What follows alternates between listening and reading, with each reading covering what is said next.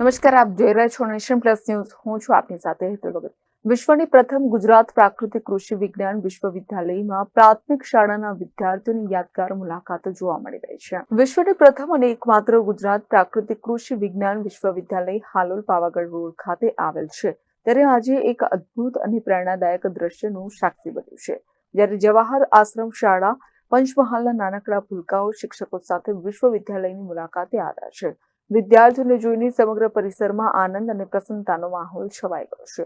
જવાહર આશ્રમ શાળાની સ્થાપના 1960માં કરવામાં આવી હતી અને તે ગુજરાત રાજ્યના આદિજાતિ અને સમાજ કલ્યાણ વિભાગ દ્વારા સંચાલિત છે. જાંબુઘોડાના ગ્રામ્ય વિસ્તારમાં સ્થિત આ શાળાએ હજારો વિદ્યાર્થીઓના ભવિષ્યને આકાર આપવાનું શ્રેષ્ઠ કાર્ય કર્યું છે.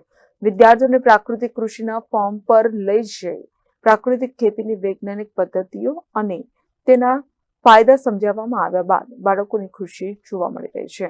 Kiran Gohil, Nation Plus News, Panchmahal.